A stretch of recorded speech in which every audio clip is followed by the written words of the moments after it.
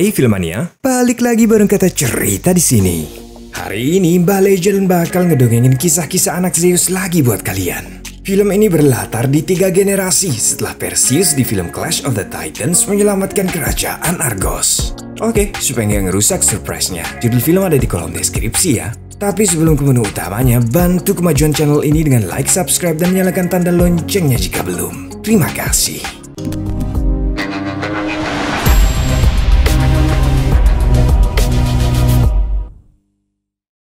Sekitar 3 abad sebelum Masehi, lahirlah seorang bayi yang merupakan keturunan dari dewa Zeus dari ibunya Alkmene yang merupakan seorang manusia biasa. Namun Alkmene adalah sugar baby bagi Zeus. Sedangkan istri sahnya adalah Dewi Hera yang sangat murka dengan kelahiran si anak haram. Bahkan Hera mengirimkan hadiah berupa 2 ular berbisa yang muncul dari patungnya sendiri untuk membunuh anak itu. Namun dengan mengejutkan si anak haram mampu melumpuhkan kedua ular itu. Anak setengah dewa ini kemudian diberi nama Hercules. Saat Hercules sudah dewasa, para dewa memberikannya 12 tugas berbahaya. Jika ke-12 tugas itu mampu dilewati, maka Hera akan membiarkan Hercules hidup dalam damai. Mulai dari melawan singa Nemea yang kulitnya tebal senjata, babi ngepet raksasa yang kalau curi uang jumlahnya nggak main-main, sampai Hydra sang naga berkepala 9. Ponakan Hercules bernama Iolaus yang merupakan pendongeng handal menceritakan kisah itu pada sekelompok bajak laut yang akan membunuhnya. Sampai akhirnya Hercules pun datang dan melawan 40 anggota perompak tersebut. Namun ia tak sendirian, melainkan bersama 4 rekan setianya. Keempat orang handal itu bernama Autolycus, Atalanta, Amphiaraus, dan Tydeus. Hercules dan rekan-rekannya dibayar oleh raja dengan 2 keping emas per kepala perompak. Autolycus menyuarakan Iolaus harusnya melebih-lebihkan lagi kisah Hercules si anak Zeus. Setelah misi itu selesai, mereka berpesta dan banyak wanita di sana yang terkagum-kagum melihat sosok Hercules. Tak lama kemudian datanglah Putri Irginia dengan pengawalan ketat. Ia menyampaikan pesan dari ayahnya Raja Kotis. Sang raja meminta bantuan Hercules untuk mengatasi perang saudara yang sedang melanda negeri Thracian. Awalnya Hercules menolak. Namun setelah Irginia mengatakan bahwa Hercules akan dibayar dengan emas 2 kali berat tubuhnya, Hercules pun tak mampu menolak tawarannya. He battles a warlord, Rhesus. Fortunately, my lady, Hercules is fully committed till the feast of Dionysus. Lord Cotis is a rich man. If you agree to aid him, he will pay your weight in gold. Where are we going? Mereka semua pun berangkat menuju negeri Thracian yang terletak di Balkan Tenggara. Sesampainya di kerajaan, mereka disambut oleh sang jenderal bernama Sitaklis.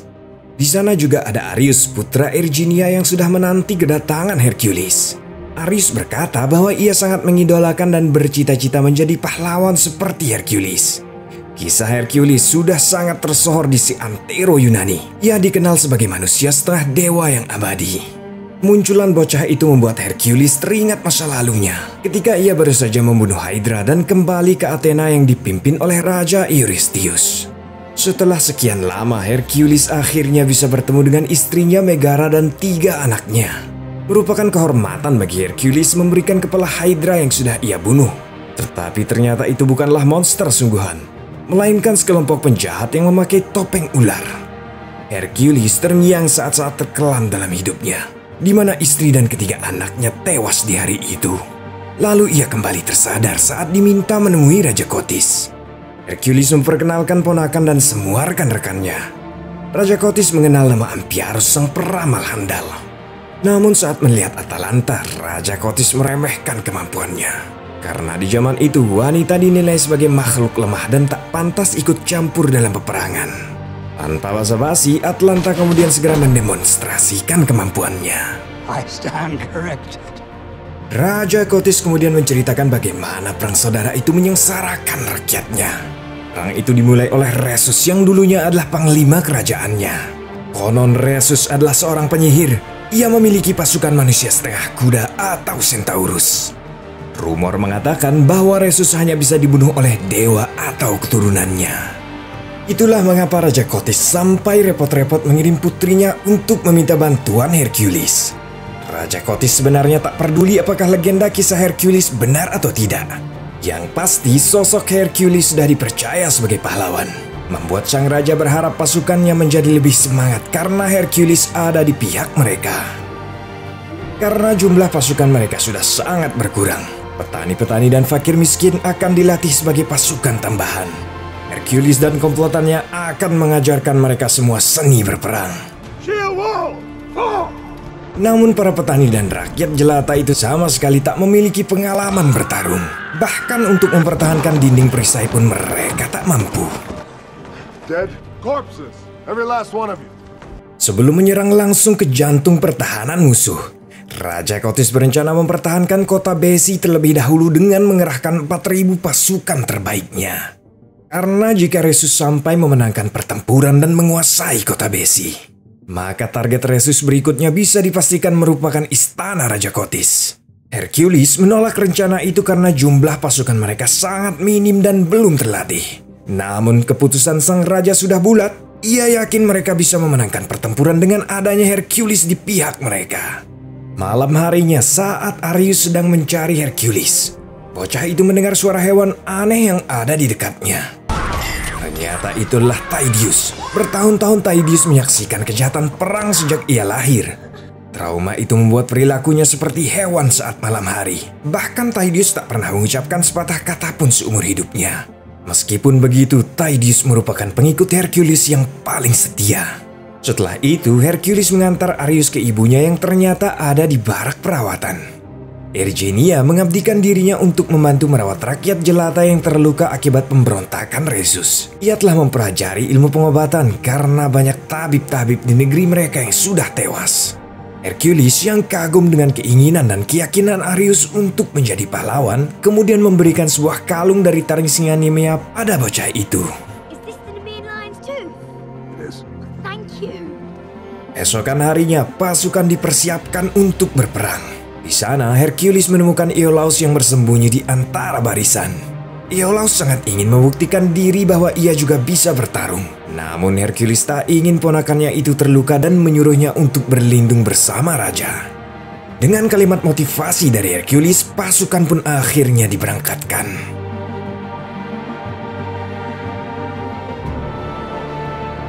Setelah menempuh perjalanan cukup jauh, sampailah mereka di kota Besi. Namun mereka terlambat, rumah-rumah sudah dibakar. Kepala para warga dijadikan souvenir penyambut kedatangan tamu.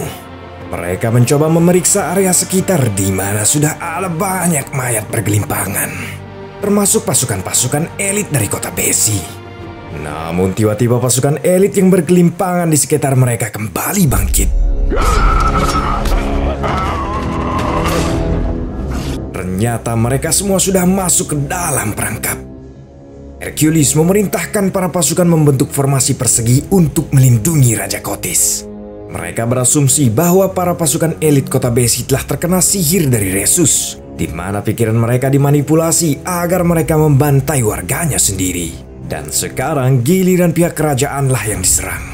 Sebelum memulai peperangan, salah satu pentolan geng kolor hijau itu menantang Hercules dalam duel 1 lawan 1.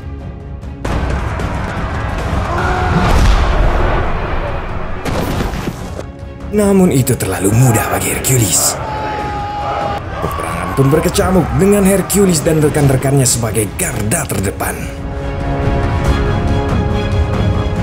Atalanta mulai unjuk gigi dengan menumbangkan banyak prajurit elit kota Besi. Mereka berlima memiliki senjata berbeda dengan skill bertarung yang mengagumkan. Atalanta bertugas sebagai penembak jarak jauh dengan panahnya. Autolycus adalah petarung jarak dekat dengan pisaunya. Amphiaraus sang peramal menggunakan tombak 2 sisi yang secara teknis dapat membunuh beberapa prajurit sekaligus. Tydeus dengan lincah membantai musuh menggunakan 2 kapaknya. Sedangkan Hercules terus menggila menggunakan gada besi dengan kekuatan dan stamina yang luar biasa. Namun jumlah musuh terlalu banyak. Dinding perisai berhasil dijebol dan nyawa Raja Kotis mulai terancam. Hercules dan yang lainnya pun langsung membantu dengan kereta kuda yang sudah dimodifikasi dengan bilah tajam di kedua sisinya.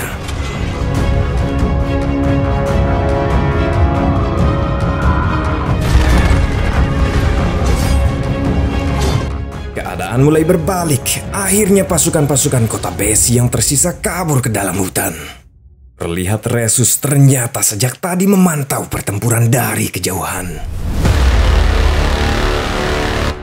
Untuk sementara waktu, pihak kerajaan unggul dalam peperangan itu. Namun perang yang baru saja terjadi telah memakan total korban setengah dari pasukan mereka.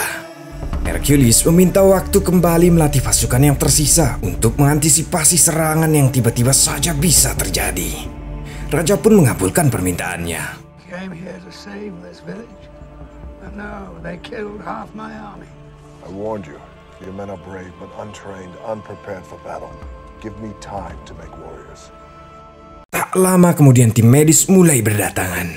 Erginia langsung merawat luka tusukan di badan Hercules. Ternyata Hercules bukanlah manusia abadi seperti yang diceritakan legenda. Awalnya Hercules menolak meminum obatnya. Erginia kemudian berkata bahwa Hercules sama saja seperti mendiang suaminya yang tak percaya pada pengobatan. Akhirnya Hercules pun menuruti Erginia.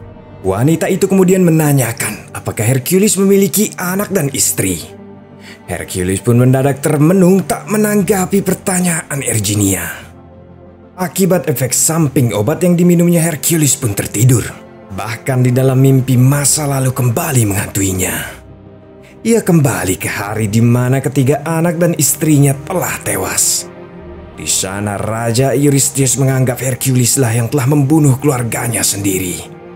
Ia tidak dihukum mati, melainkan dibiarkan tetap hidup dan diusir selamanya dari Athena, agar Hercules terus tersiksa mengingat apa yang telah diperbuatnya. Akibat mimpi buruk itu, seketika Hercules terbangun dan keluar dari tendanya.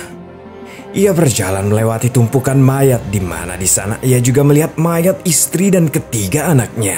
Cerberus, serigala berkepala tiga, juga ada di sana memakan mayat anaknya. Hercules kemudian berlari untuk menyerang makhluk itu. Ternyata Hercules tengah berhalusinasi, di mana Tydeus datang untuk menyadarkannya. Amphiaraus mengetahui jika Hercules kembali memimpikan Cerberus. Amphiaraus berkata jika Hercules ingin mendapatkan kedamaian, maka ia harus melawan monster yang terus menghantuinya tersebut. Another vision of Cerberus. I speak from experience. Confront the beast that haunts you. Only then will you find peace. Man cannot escape his fate. Setelah itu, Erginia menghampiri Tydeus, Atalanta, Autolycus, dan Iolaus yang tengah duduk bersama. Erginia telah mengetahui Hercules yang membunuh keluarganya sendiri. Ia bertanya kebenaran berita itu pada mereka. Namun tak ada satupun dari mereka yang mengetahui pasti kebenarannya. Karena saat keluarganya meninggal, Hercules tidak mengingat apapun yang terjadi. Dan saat tersadar, tangan Hercules sudah berlumur darah keluarganya sendiri. Pada saat kejadian itu, Tydeus dan Atalanta belum mengenal Hercules. Kemudian sebuah fakta baru terungkap, bahwa yang memberikan 12 tugas itu bukanlah Dewi Hera, melainkan Raja Eurystheus. Dalam perjalanan mengerjakan tugas-tugas itu, pada awalnya Hercules hanya dibantu oleh Autolycus. Lalu seiring waktu jumlah tim semakin bertambah. Ketika Hercules menyelamatkan nyawa Atalanta dan Tydeus dari kematian. Hari demi hari rumor betapa kuatnya Hercules semakin tersebar. Mereka pun menambahkan bumbu jika Hercules adalah putra Zeus. Hal itu diperkuat oleh Iolaus, si pendongeng handal, yang menggembar-gemburkan cerita tersebut untuk menakuti musuh mereka. Lalu tiba-tiba muncul Amphiaraus yang sedari tadi rebahan di tenda. Ia mengatakan meskipun Hercules pejuang yang tangguh, tapi ia selalu tersiksa akibat kematian keluarganya. Entah Hercules yang membunuh keluarganya atau bukan, itu tetap menjadi sebuah tanda tanya. Latihan pun dimulai. Para pasukan dilatih dari cara bertarung, menggunakan tombak, pedang, panah, hingga membentuk formasi yang lebih kokoh. Stand tall. Excellent. Shield wall! Fall! Battle positions!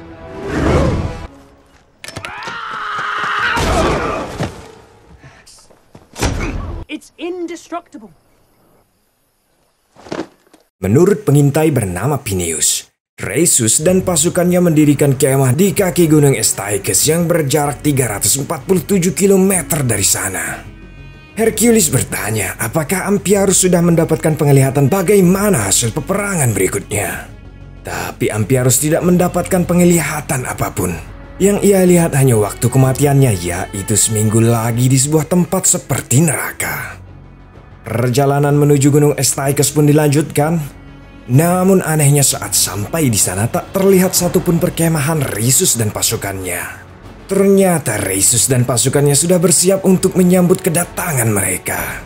Pasukan Centaurus yang digembar-gemborkan oleh pihak Rhesus hanyalah kebohongan untuk menakut-nakuti prajurit Raja Kotis. Faktanya mereka hanyalah manusia normal yang menunggangi kuda. Rhesus kemudian mendatangi Kotis dan mengatakan jika pasukannya siap untuk bertempur. Ternyata Phineus si mata-mata telah berkhianat dan berpihak kepada Rhesus. Pasukan Rhesus jauh lebih banyak. Jumlah mereka 3 kali lipat dari pasukan kerajaan. Namun Kotis sama sekali tak gentar. Sebelum peperangan dimulai, Hercules kembali menguatkan mental para pasukan. For victory! Shield wall! Dan peperangan pun tak terelakkan. Hercules memberikan aba-aba kepada pasukan pemanah untuk menyerang di saat yang tepat.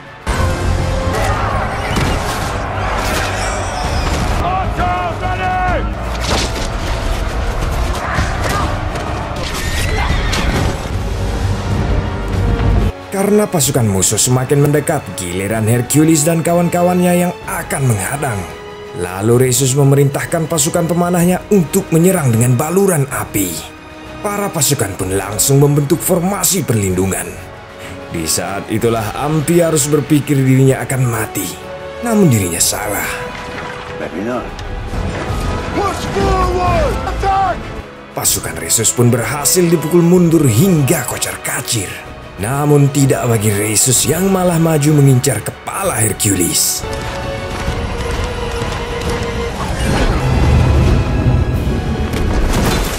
Mereka pun akhirnya kembali ke kerajaan dengan membawa Rhesus, Phineus, dan beberapa pasukan sebagai tahanan. Di hadapan banyak orang, Jenderal Sitaklis mempermalukan Rhesus dengan menendangnya berkali-kali. Hercules segera menghentikan perbuatan sang jenderal. Rhesus tiba-tiba mengatakan jika yang membakar kota Besi adalah Kotis, dan Hercules telah bertempur di pihak yang salah. Pada perjamuan makan malam, Sitaklis mengatakan jika Thracian sudah bersatu dan hanya memiliki satu raja. Namun tiba-tiba Rhesus meneriakkan bahwa negeri Thracian bukanlah milik seorang raja, melainkan milik seluruh rakyatnya. Disitulah Hercules semakin yakin jika perkataan Rhesus memanglah benar. Hercules mendatangi Irginia karena melihat ekspresi wajahnya yang iba melihat Rhesus ditahan. Di sana, Irginia mengakui bahwa dirinya sejak awal memanipulasi Hercules. Pihak yang sebenarnya bersalah adalah Kotis, bukannya Rhesus. Ia melakukan ini semua demi putranya Arius, karena jika ia menolak untuk menghasut Hercules, maka Kotis akan membunuh putra kecilnya. Dulu suami Irginia adalah raja sebelum Kotis meracuninya agar ia bisa mencuri tahta Raja Thracian. Semenjak itu Rhesus berusaha melawan balik sampai akhirnya perang saudara pun pecah. Irginia memohon pada Hercules untuk membawa dan mengasuh putranya agar bocah itu aman. Karena Arius adalah calon raja dan suatu saat akan menyembuhkan kerajaan itu. Tiba-tiba Sitaklis datang meminta Hercules menemui raja. Dengan penuh amarah Hercules langsung mencecar Raja Kotis. Benar saja, Kotis mengakui tindakan busuknya. Bahwa sejak dulu ia menginginkan tahta. Dan kini berkat Hercules, ia berhasil menumpas pemberontak dan mengukuhkan posisinya sebagai Raja Thracian yang baru. Kotis semakin berani menentang Hercules. Kini ia memiliki bala tentara yang tangguh. Dan tentaranya akan melatih ribuan prajurit lainnya untuk menciptakan pasukan yang lebih besar lagi. Kotis berkata, akan jauh lebih baik jika Hercules tetap memimpin pasukan Thracian. Hercules jelas menolak, ia jelas tak sudi melayani raja tirani seperti Kotis. Sesuai janji, Hercules dan komplotannya tetap dibayar emas, namun mereka diusir dari sana. Hercules meminta semua rekan-rekannya pergi karena ia ingin menyelesaikan masalah sendirian agar tak ada lagi korban berjatuhan dari orang-orang yang ia sayangi. Autolycus memperingatkan Hercules agar jangan bertindak bodoh. Lebih baik mereka pergi dari sana dan menikmati hidup dengan emas yang mereka peroleh. Namun Hercules tetap bersikukuh akan membantu rakyat Thracian. Begitu pula dengan Atalanta, Amphiarus, Tydeus, dan Iolaus. Meskipun Hercules memerintahkan Iolaus pergi bersama Autolycus, ia tetap menolak. Iolaus berkata sudah cukup untuknya menjadi seorang pendongeng. Ia ingin ikut bertempur di sisi Hercules dan menuliskan kisahnya sendiri. Autolycus tak peduli dengan rasa kesetia kawanan. Ia pun akhirnya pergi dari sana dan Hercules tak mempermasalahkannya sama sekali. Malam itu mereka mulai melakukan penyerangan. Namun belum jauh mereka beraksi, ratusan pasukan Raja Kotis sudah mengepung. Raja Kotis tak sebodoh itu. Ia sudah memprediksi bahwa Hercules akan kembali melakukan perlawanan. Ia mengancam jika Hercules berani melawan maka ia akan membunuh Arius di hadapan ibunya. Sebelum Kotis menarik Arius kembali, bocah itu sempat mengembalikan kalung singa Nemean pada Hercules. Setelah itu Hercules pun dipukul hingga tak sadarkan diri. Saat dirinya tersadar, Hercules sudah dirantai seperti binatang. Dari kegelapan, Raja Eurystheus muncul membawa 3 serigala peliharaannya. Ternyata kerajaan Athena dan Thracian sekarang menjalin aliansi untuk menguasai seluruh Yunani. Di momen itulah Hercules mulai mengingat tragedi yang menimpa anak-anak dan istrinya, di mana ternyata saat itu ia dibius oleh Eurystheus dan keluarganya dibunuh oleh ketiga serigala peliharaannya tersebut. Eurystheus mengakui bahwa dirinya lah yang telah membunuh keluarga Hercules. Semua itu ia lakukan demi menghancurkan reputasi Hercules, karena Hercules terlalu dipuja-puja sebagai pahlawan bahkan dewa bagi rakyat Athena. Eurystheus merasa posisinya sebagai raja telah terancam karena rakyat lebih mengeluh-elukan nama Hercules ketimbang dirinya. Maka dari itu Hercules difitnah telah membunuh keluarganya sendiri dan dibiarkan menjalani sisa hidupnya untuk menderita karena rasa bersalahnya. Setelah itu mereka semua akan dibunuh, dimulai dari anak Raja Kotis sendiri, yaitu Putri Erginia. Kotis berencana mendidik Arius dengan caranya sendiri agar bocah itu bisa menjadi penerus sesuai keinginannya. Di saat Erginia menjelang dieksekusi, Amphiarus terus membangkitkan dan mendoktrin Hercules bahwa ia adalah pahlawan legenda sejati.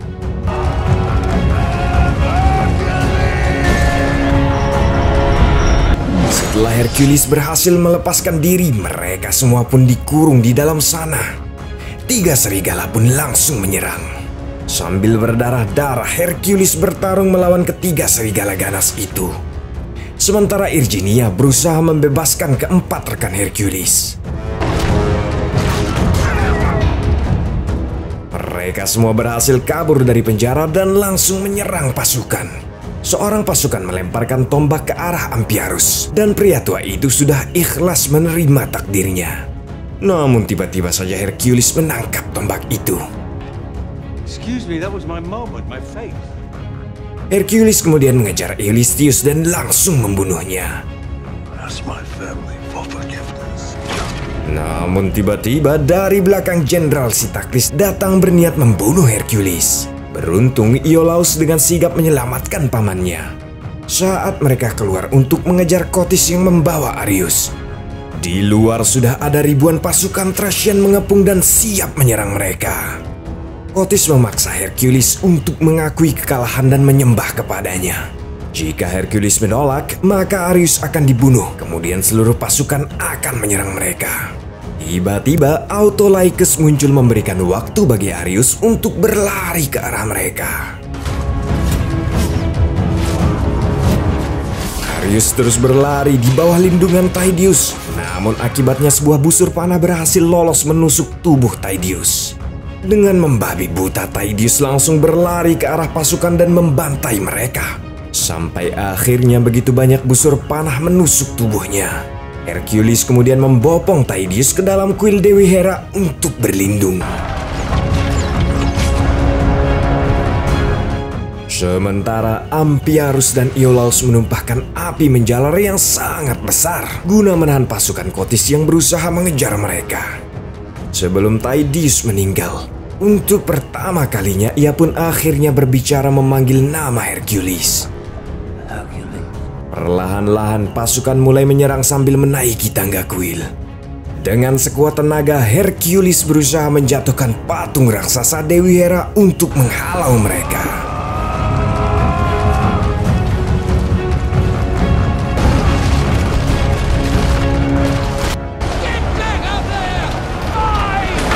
Dan naasnya kepala patung itu bergelinding menghantam Raja Kotis hingga tewas.